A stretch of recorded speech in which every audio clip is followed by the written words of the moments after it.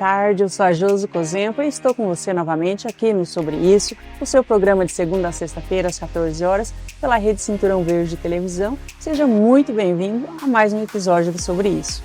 E hoje nós vamos abordar um tema profundo e sensível. Inclusive, eu gostaria de pedir para você compartilhar essa entrevista, porque é muito relevante para as famílias senortenses, não só senortenses, não apenas senortenses, mas de toda a nossa região. Nós vamos falar sobre o sonho da maternidade, os desafios que muitas mulheres enfrentam, inclusive quando essa maternidade não pode ocorrer da forma como planejamos. E ainda assim, esses caminhos são de esperança, como a adoção e a entrega legal. Nossa convidada de hoje transformou a sua própria experiência em aprendizado e em apoio a outras pessoas, ajudando a trazer luz a um tema que nem sempre é falado com clareza. Por isso, nós vamos conhecer uma história de vida marcada pela fé, pelo amor e pelo desejo de transformar o mundo ao seu redor. Uma história que nos ensina sobre resiliência, esperança e propósito. Nosso encontro é com Elisier Ribeiro.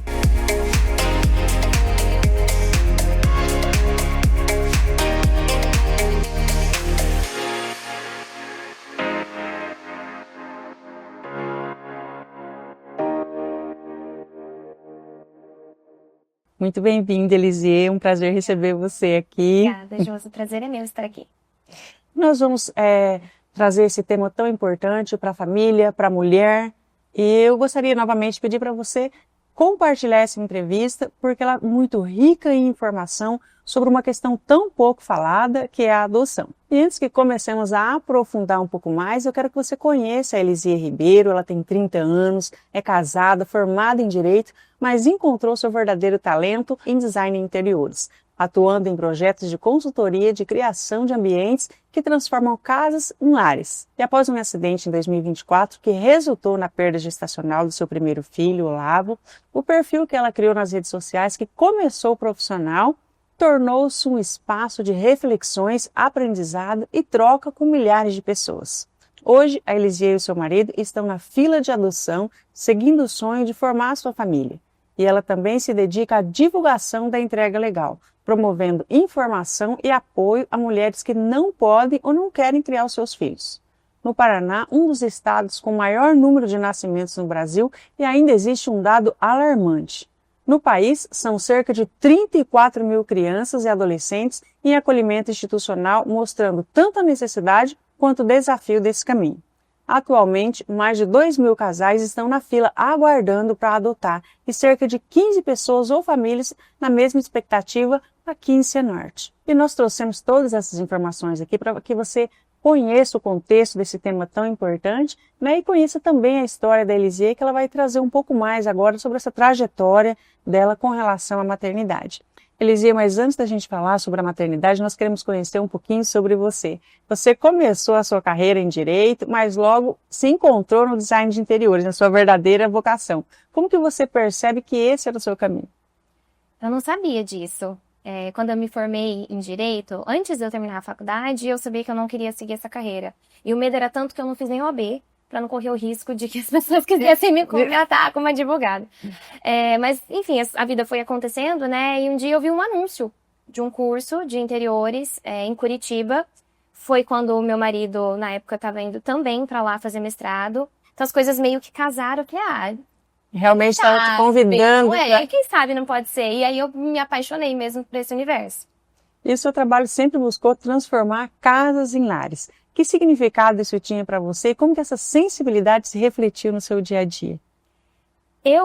A minha vida, principalmente depois que eu casei, né? A minha vida foi ganhando uma moldura, digamos assim, quando eu comecei a transformar a minha casa, né? Quando eu comecei a entender o que eu gostava, comprar os objetos, colocar.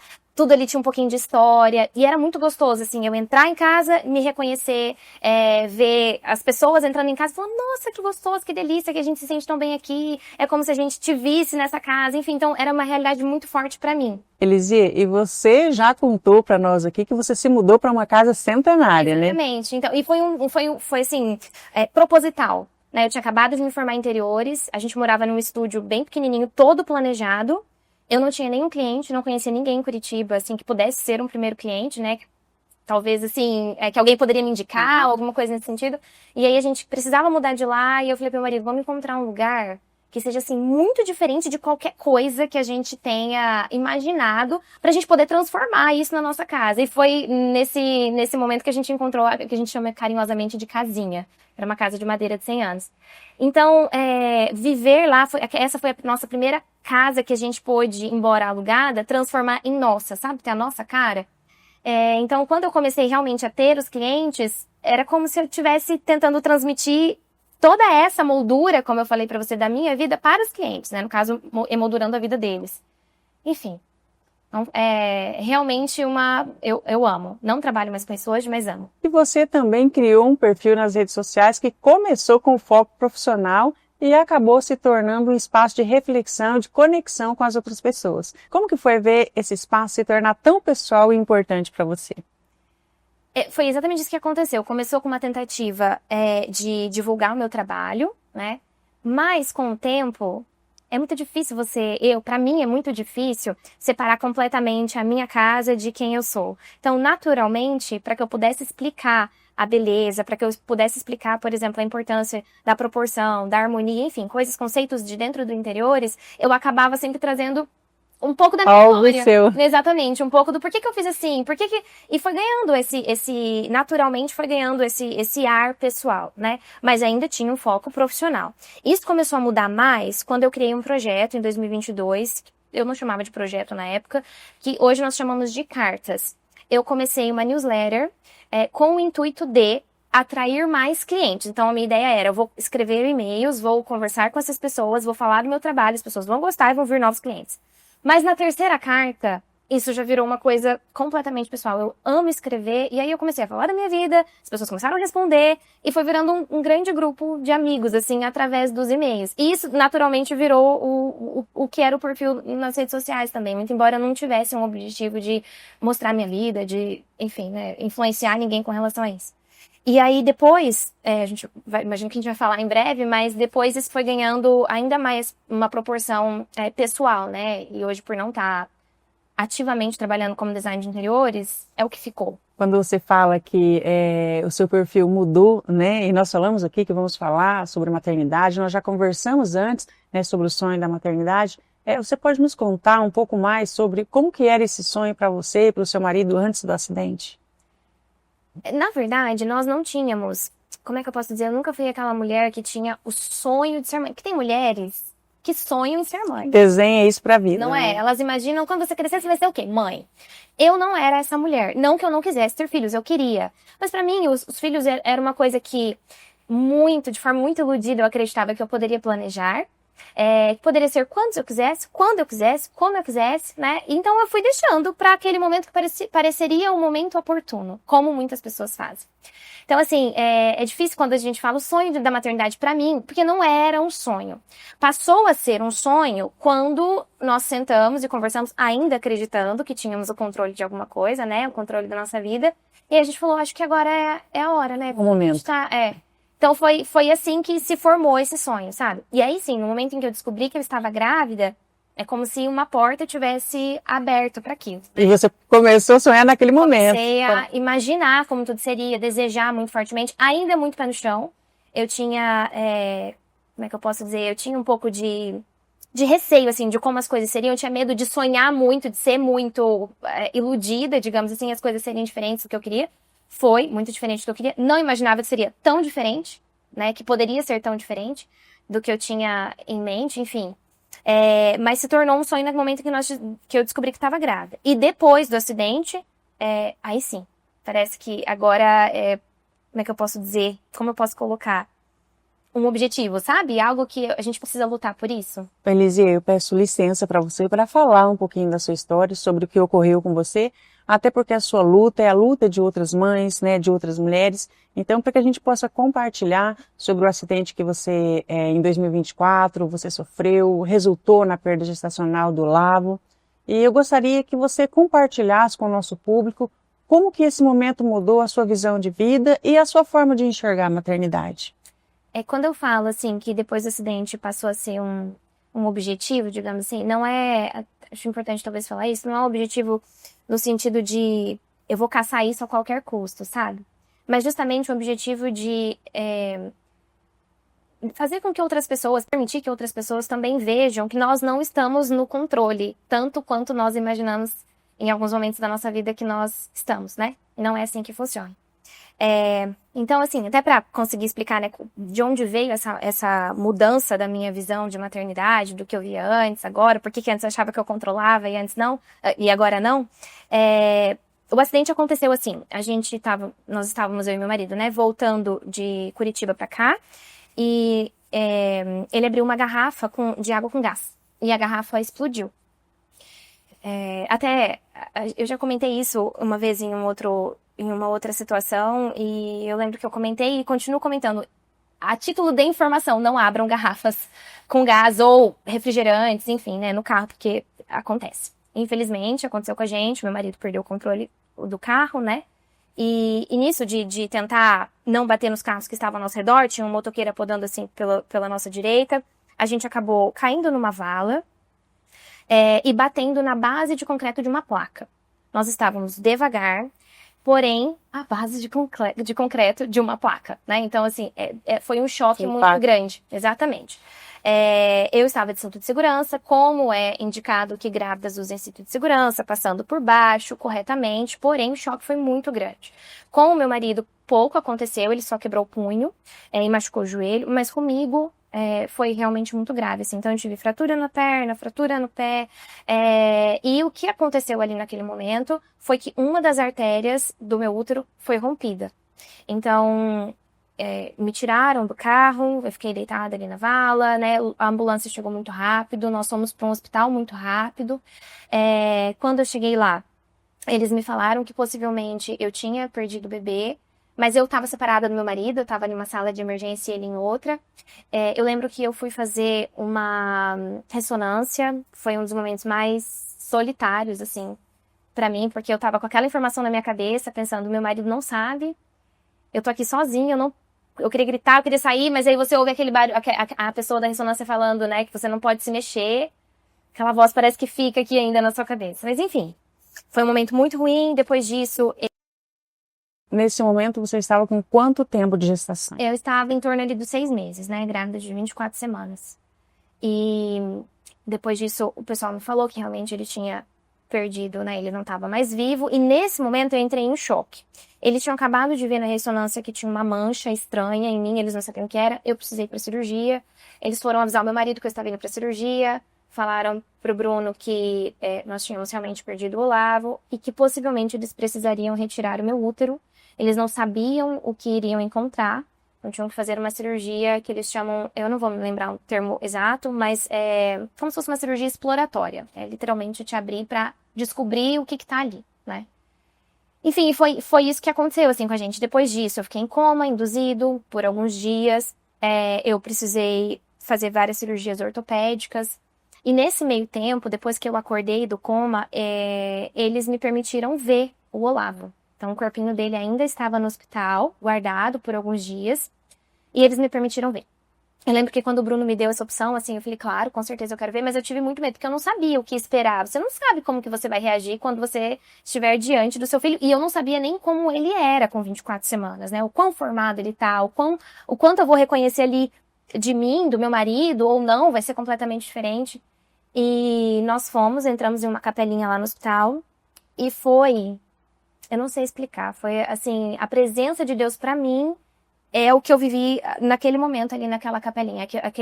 Aquele lugar foi inundado de uma paz que eu jamais poderia gerar por mim, e daí vem a minha convicção de que nós não controlamos nada mesmo, porque no momento mais doloroso da minha vida, eu não fiquei histérica, eu não entrei em choque, eu não me angustiei, como em outros momentos muito menos, assim, difíceis já aconteceu, né? Então, realmente nós não temos controle.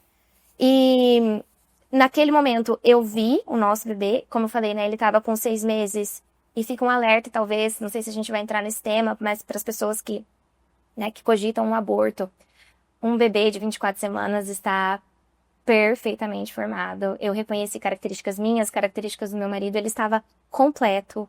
Assim, você via tudo, até cílios. É maravilhoso. E quando eu saí daquela capela, eu ainda não sabia que eu não tinha mais o meu útero. Quando eu saí daquela capela, ao invés, e por isso eu falo a presença de Deus, ao invés de eu temer passar por isso novamente, eu saí com a certeza de que assim que eu chegasse em casa e eu estivesse liberada pelo meu médico, eu iria engravidar. Os médicos não queriam me contar do meu útero por temerem talvez uma reação, né, e uma regressão na minha evolução, digamos assim.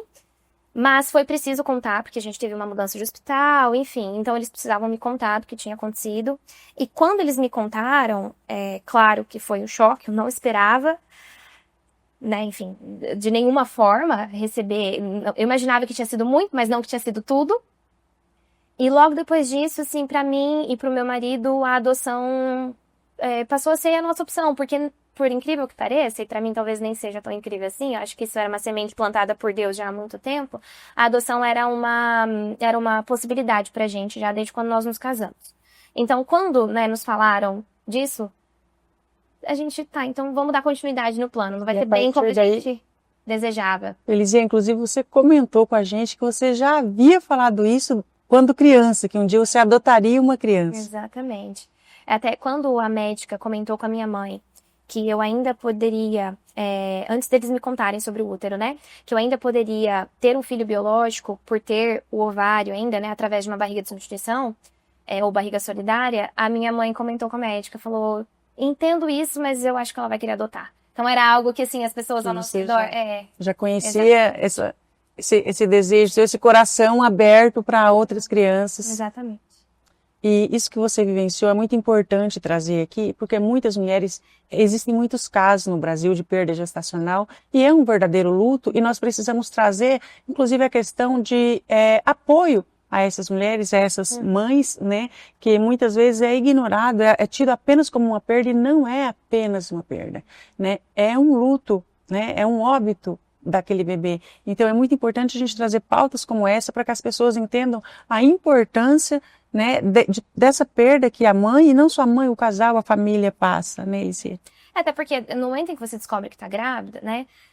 Já existe uma vida. Exato, exatamente. No momento que você dá um nome pro teu filho, né? Aquilo começa a fazer parte, e não parte só do casal, parte de todo mundo. Se você tem contato com seus avós, se você tem contato, né, com a sua família ali mais próxima, é a parte da vida de todo mundo. Todo mundo começa a planejar a vida com aquela criança, né? Então, independente de se às vezes você perde uma criança com 6 meses, ou se você perde uma criança com 9 meses, ou se você perde uma criança com 3 meses, é uma ruptura. Perda. Continua sendo uma perda e um luto. Né? Exatamente. Exatamente. E você mencionou que Deus se tornou o centro da sua vida nesse processo. Como que a fé ajudou você e o seu marido a atravessar essa dor? Eu acredito que assim, na verdade, eu não sei nem dizer se ajudou. Eu acho que foi ela que permitiu que a gente atravessasse por isso, sabe?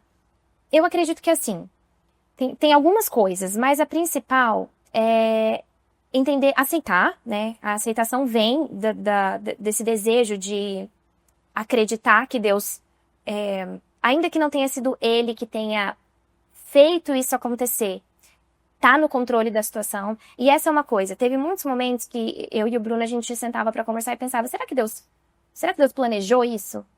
Ou será que Deus permitiu isso? Ou será que foi um acaso? E a gente nunca vai ter essa resposta. E na verdade, assim, a aceitação veio quando a gente entendeu que nós não precisamos esgotar todas as nossas dúvidas. A gente pode continuar com elas aqui, a gente pode continuar com esses mistérios, porque são mistérios que nós não vamos conseguir resolver, solucionar. E prosseguir. E seguir. Então, assim, aceitar, entender que sem Deus seria muitíssimo mais desafiador.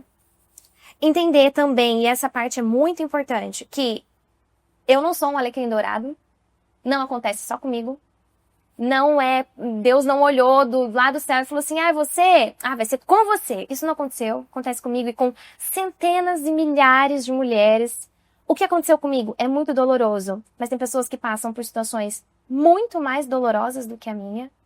Nós estamos no mundo, aqui não é o céu. E se eu parar e deixar com que a dor, porque é forte, e a dor do luto, ela chega a ser física, literalmente. Quando a gente fala que sente o coração doer, a gente sente o coração doer mesmo, fisicamente. Se eu deixar isso me consumir, eu vou, em vida, morrer um pouquinho cada dia, né? E as pessoas que estão ao meu redor não têm nada a ver com isso. Elas não merecem, né? Eu, o meu casamento, o meu marido, enfim, em pedaços, né? Eles nos merecem inteiro. E a fé nos ajuda, assim, a fazer a próxima coisa. Parece bobeira, mas a gente só precisa, naquele momento, você só precisa levantar. E depois que você levanta, você precisa tomar o café. E depois que você toma o café, você precisa tomar banho. E depois que você toma banho, você precisa lavar a louça. E é só fazer a próxima coisa. E fazendo, cada vez que você faz, um pouquinho mais, você vai se curando, sabe? Não sei se curar seria a melhor colocação. Permitindo que Deus cure. E cada pessoa enfrenta o luto de uma forma diferente, né? Como que foi para você? Que aprendizado que você tirou sobre lidar com o luto, com a perda, tanto pessoal como dentro do relacionamento de vocês? Eu acho que, pessoalmente, assim, foi realmente entender que eu não sou o centro do mundo. Eu repito isso, porque o discurso que a gente ouve hoje em todos os lugares, de todas as formas, e eu entendo que tem, assim, a sua validade, né? É de nos colocarmos como centro das coisas. Né? Então, importa muito o que você sente, como você sente, você é a pessoa mais importante da sua vida. E você se torna o centro de tudo. Então, não é verdade, né? As coisas acontecem. Então, pessoalmente, foi importantíssimo entender que eu vou falar de uma forma que talvez as pessoas não entendam bem. Eu sou só mais uma pessoa.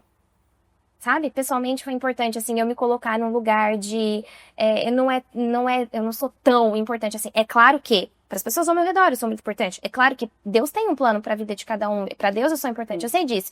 Mas, assim, o mundo não gira ao meu redor. As coisas... Eu não tô no controle. Aquilo que eu falei no começo, né? Que eu achava que eu poderia ter quantos filhos eu quisesse, como eu quisesse, quando eu quisesse. Então... Você entende que é algo maior do que a sua vontade. Não é assim. Quando você diz eu sou só mais uma, não é no sentido de se autodepreciar, mas no sentido de que você entende a dor de outras pessoas, como você colocou aqui, que muitas vezes pode ser até maior, depende da situação.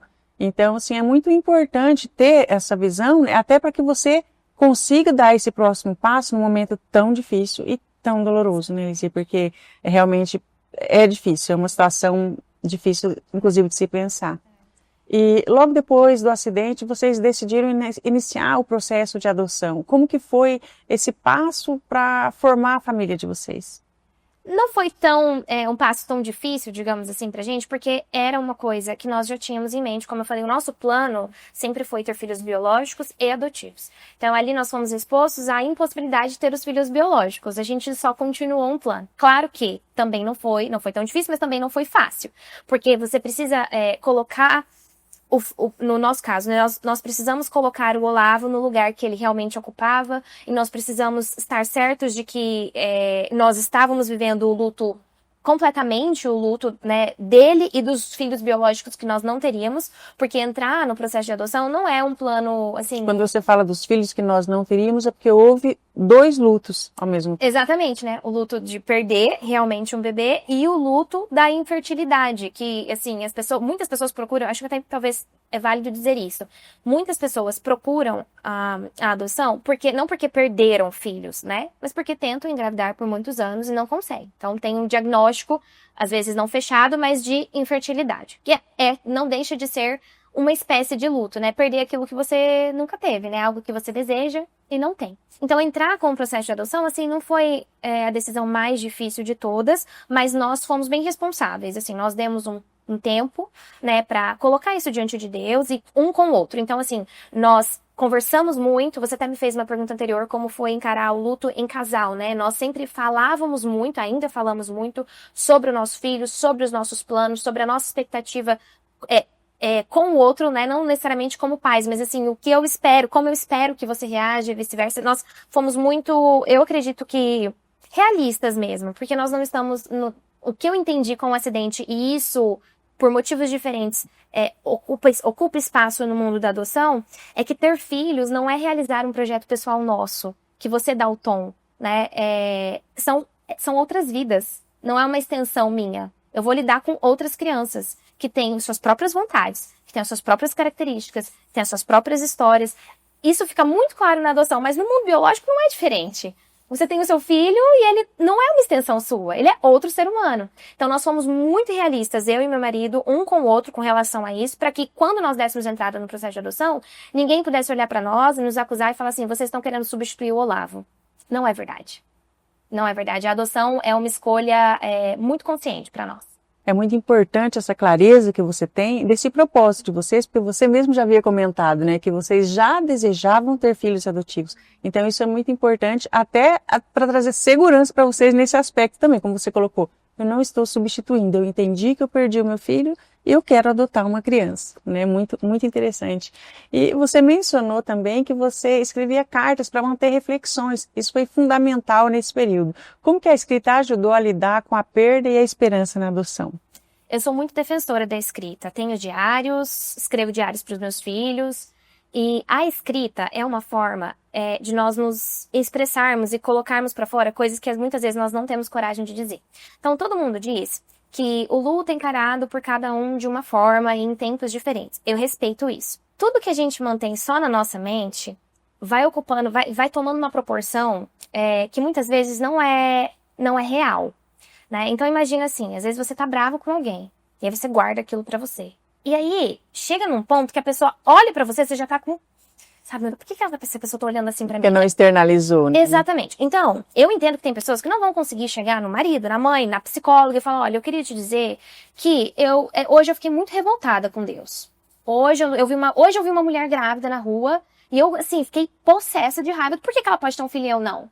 Às vezes você não vai conseguir dizer isso. São coisas que nem sempre nós temos coragem de admitir pros outros. Às vezes, sinceramente, a gente não tem coragem nem de admitir pra Deus. Exatamente. Mas a escrita, o papel, ele aceita de tudo. E talvez ninguém nunca leia. Você pode escrever e depois queimar. Se você, não indico que você faça isso, mas você pode, se você quiser.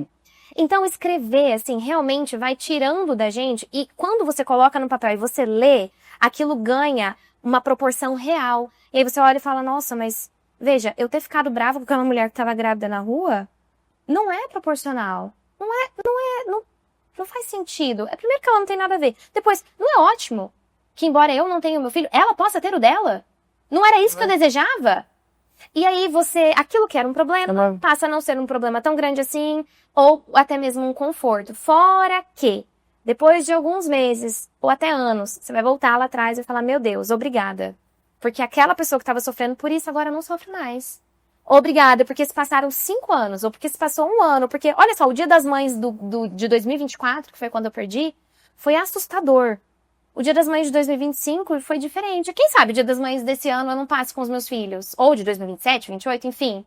Então, escrever realmente é um processo, assim, de cura, né? Eu escrevo para as pessoas lerem. E escrevo coisas que ninguém lê. Mas as pessoas, você não precisa escrever para alguém. Você pode escrever para deixar ali, quietinho. É muito importante isso que você trouxe aqui, né? Não só para nós, para a nossa própria reflexão, mas para as pessoas que nos acompanham em casa, a relevância de colocar para fora, de tirar de dentro de si aquilo que está aprisionando emocionalmente, né? Que deixa de ser uma prisão. Então é muito bacana, parabéns e obrigado.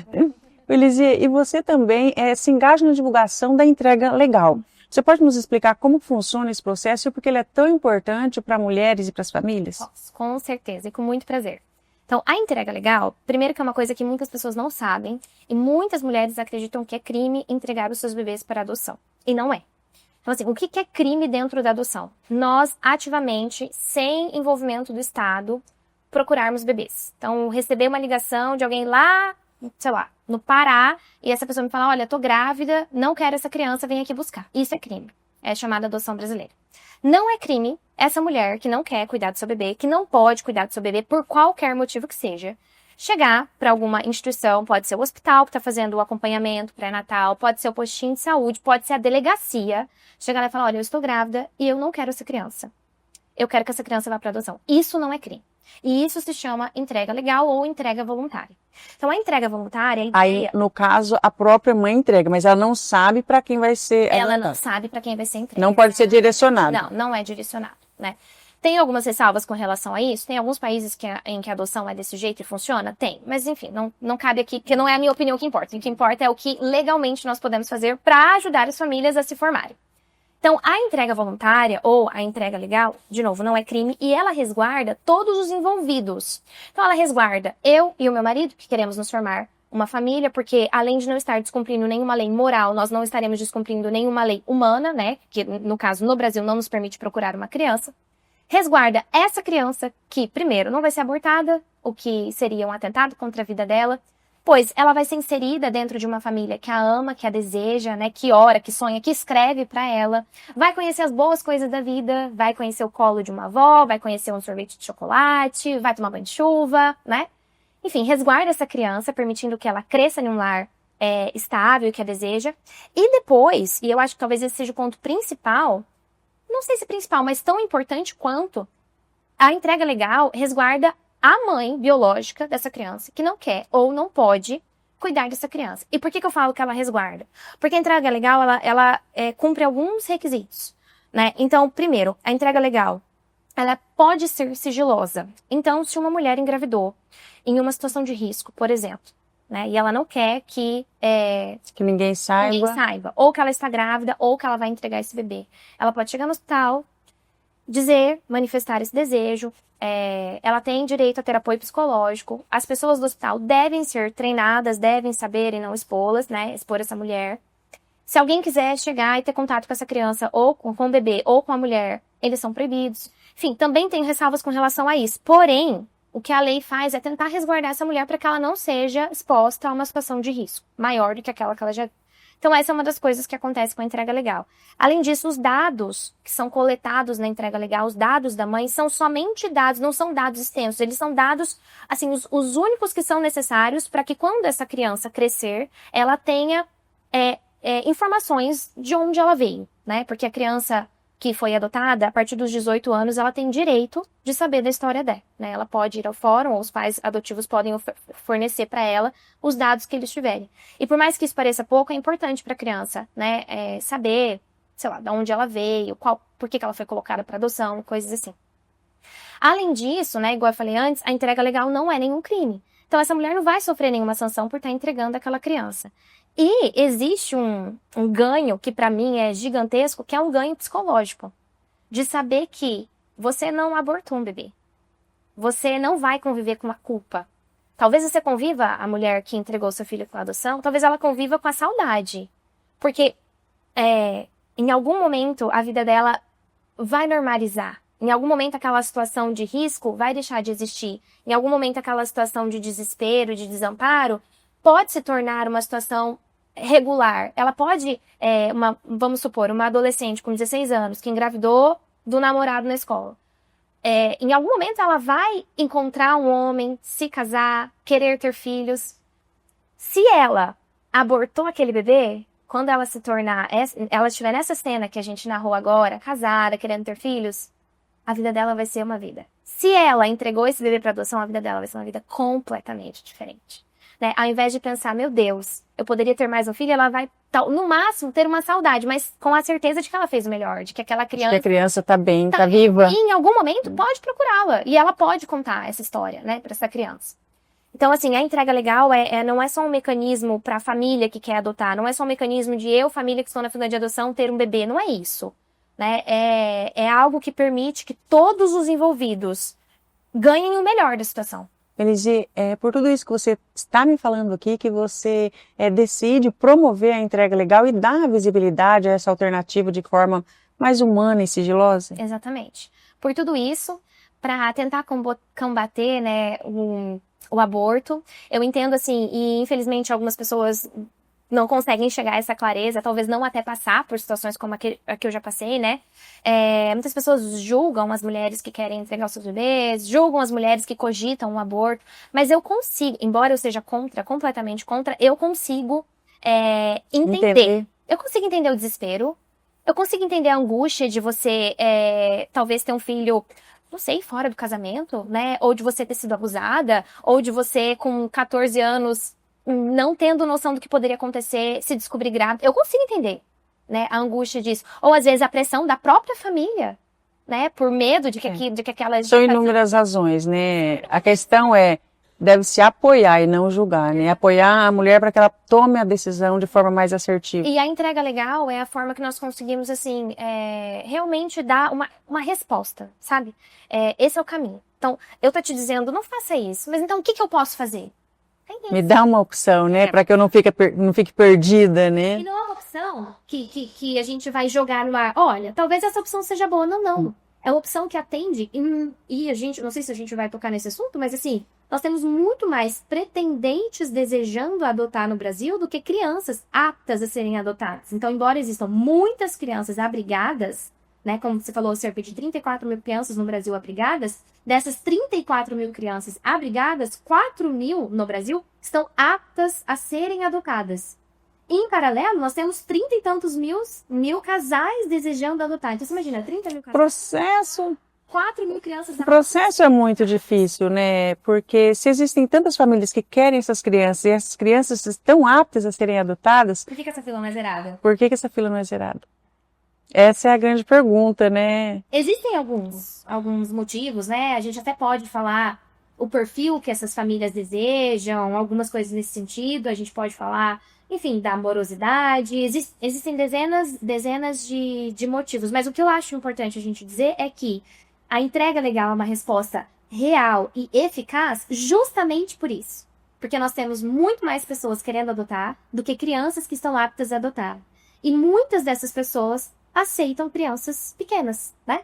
Então, aceitam crianças de 0, 1, 2 anos. Então, A maioria das famílias buscam por crianças recém-nascidas ou mais velhas? mais velhos. Não, deixa eu me explicar. A maioria das famílias, e é isso, todo mundo pode ter acesso através do site do Conselho Nacional de Justiça, a maioria das famílias desejam crianças de 2 a 4 anos de idade. Então, assim, de 100% das crianças que estão aptas para serem adotadas, a média, nós poderíamos dizer que de 100% das famílias que estão habilitadas para adotar, quase metade querem criança de 0 a 4 anos. Mas dentro dessa faixa, a maioria, mais ou menos assim, de 35 a 40% desses casais querem de 2 a 4 anos. Então, não é a maioria que quer de 0 a 2 anos. No entanto, a entrega legal não deixa de ser uma resposta, porque os casais que querem crianças de 0 a 2 anos também não têm crianças para serem adotadas.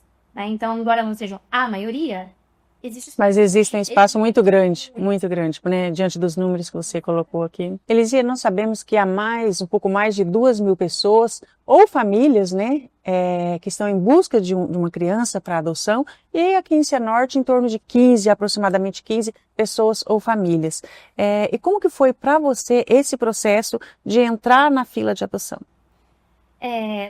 O processo, assim, ele não é o processo mais fácil que existe. Talvez deixa eu começar do começo. Processo não é o processo mais difícil que existe, mas ele também não é o processo mais confortável, né? Então, assim, é muito fácil você entrar, você fazer a sua parte para entrar com o processo de adoção. Agora, é difícil porque nós temos uma demanda muito grande, nós não temos uma super equipe, digamos assim, né? Quantidade de profissionais. Então, nós somos expostos realmente às falhas, digamos assim. Não sei se falha seria a melhor palavra, mas aos desafios que a própria justiça enfrenta, né? Então, assim, o que uma pessoa que quer entrar com o processo de adoção deve fazer? Juntar alguns documentos, ir no fórum, né? Aqui em Cianorte, por exemplo, no site.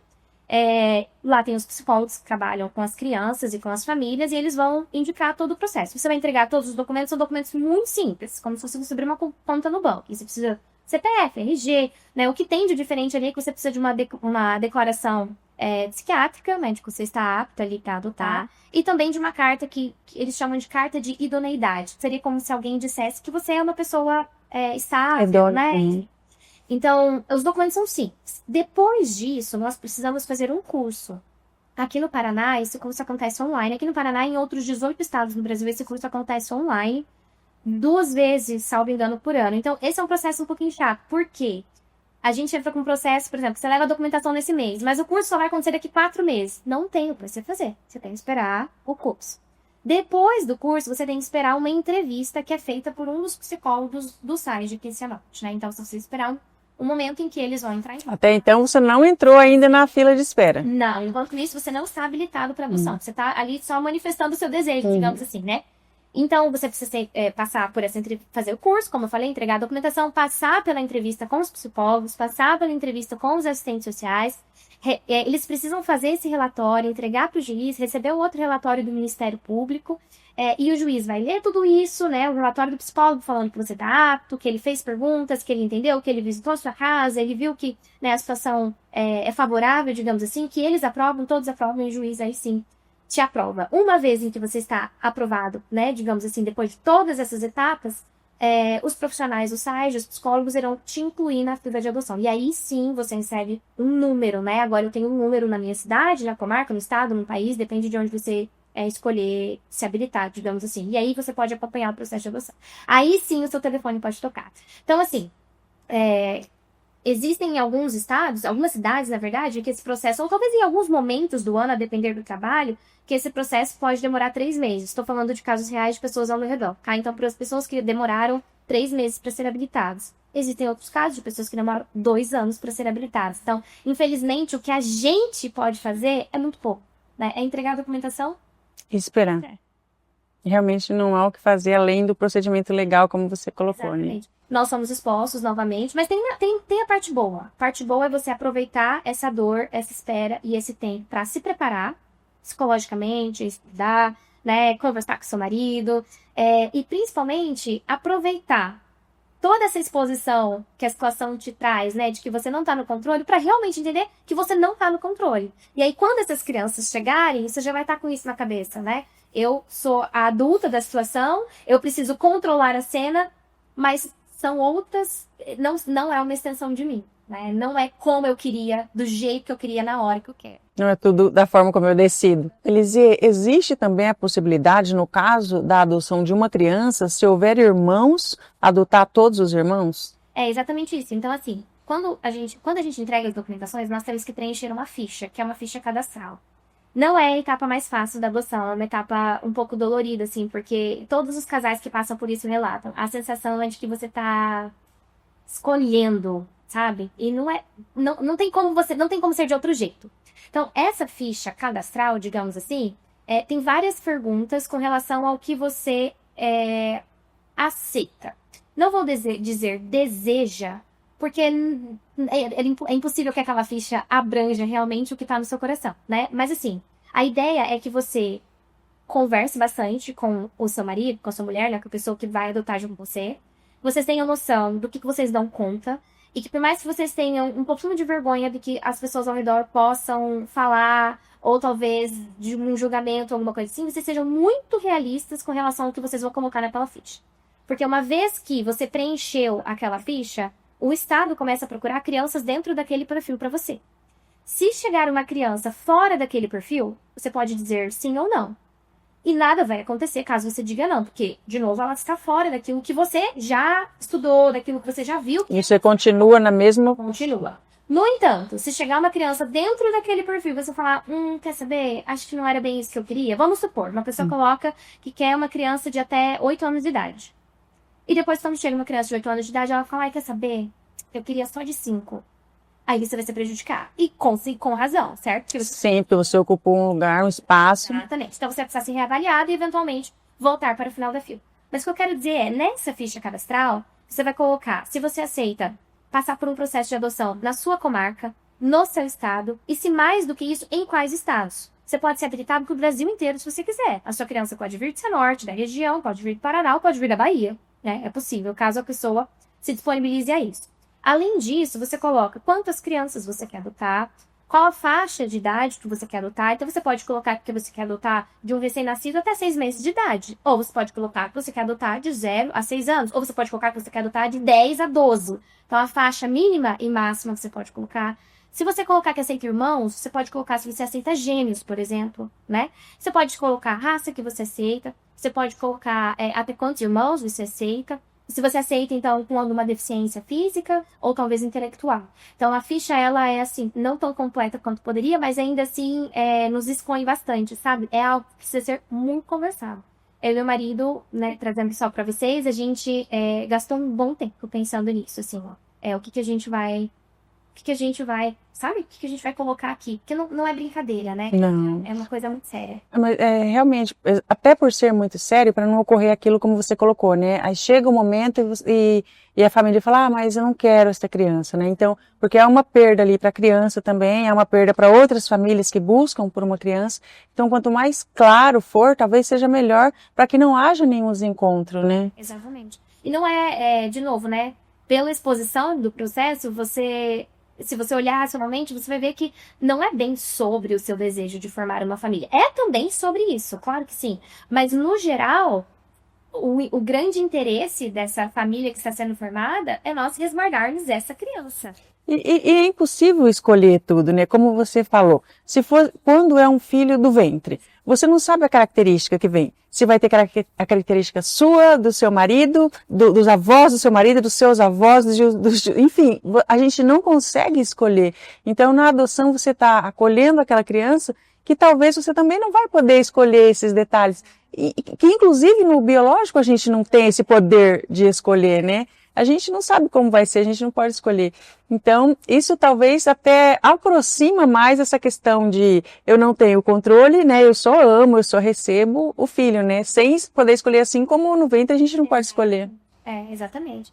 Assim, no ideal, nós podemos preencher aquele perfil da forma mais ampla possível, né? Porque, de novo, quando é um filho, eu não sabia se o Olavo teria alguma deficiência física, alguma deficiência intelectual, eu não sabia se ele, enfim, das características físicas dele, como você falou. Então, o mundo ideal é esse, que nós preenchamos as coisas da forma mais ampla possível. No entanto, se uma pessoa, um casal, né, que está preenchendo a ficha, não se sente apto para lidar, por exemplo, com uma criança que tenha, às vezes, uma dificuldade ou um desafio intelectual, por exemplo, né, ou não se sinta apto para lidar com uma criança que esteja numa fase de pré-adolescência, por exemplo. O ideal mesmo é que esse casal, essa pessoa, seja muito honesta. Independente do que o psicólogo da Nara vai dizer, do que o pai vai dizer, do que o amigo vai dizer, do que outras pessoas da sociedade irão dizer. É muito importante pro casal, pra família, até pra criança depois, né? Elise, qual mensagem você gostaria de passar para outras mulheres ou casais que estão passando pelos desafios semelhantes aos seus, né, seja na maternidade, na adoção ou na perda? Olha, talvez serão mensagens diferentes, assim, né? Mas dentro do luto, o que eu gostaria muito de dizer assim, para as pessoas é que elas realmente encontrem um caminho para aceitarem. Aceitarem que não é como elas queriam, mas nem por isso é ruim. É muito difícil e é muito triste, mas o céu não é aqui. Ainda não. Para as pessoas que estão esperando, né, e que talvez cogitem adotar, que pensem sobre isso, eu acho que vale a pena nós realmente darmos atenção para algo que a gente falou tanto aqui, né? Controle não necessariamente está na nossa mão, mas isso não quer dizer que não possa ser uma família feliz, que não possa ser uma bela família, que não possa ser uma das formas, né, de nós realizarmos os nossos desejos. A adoção não é para todo mundo. Tem pessoas que realmente querem enfrentar todos os desafios de tentar engravidar e ter um filho biológico, e eu não acho que isso seja um problema, eu acho extremamente válido. Mas, se existe uma sementinha lá no coração, de alguém que talvez pense, será que talvez a adoção poderia ser uma opção? Alimente, assim, com muita responsabilidade, até colocar isso diante de Deus mesmo. Alimentar essa vontadezinha pode nos fazer perceber que não estar no controle nem sempre é tão ruim assim. Que as coisas podem ser melhor que a gente vai. Quando você fala sobre alimentar essa vontade, o que te inspira a seguir em frente, mesmo depois de tantos momentos tão desafiadores? Eu acho que o que mais inspira mesmo é lembrar isso, assim, não é o céu, não é sobre este momento que nós estamos vivendo, né? E além disso, o projeto de uma família é um projeto muito grandioso. Eu ouso dizer, assim, que é um dos projetos, se não o projeto mais importante que a gente tem aqui na Terra. É a nossa chance de criar boas pessoas, de alimentar o mundo com o que há de bom, com o que há de verdadeiro, né? Então, lutar por isso, né? Lutar por uma família, vale muito a pena.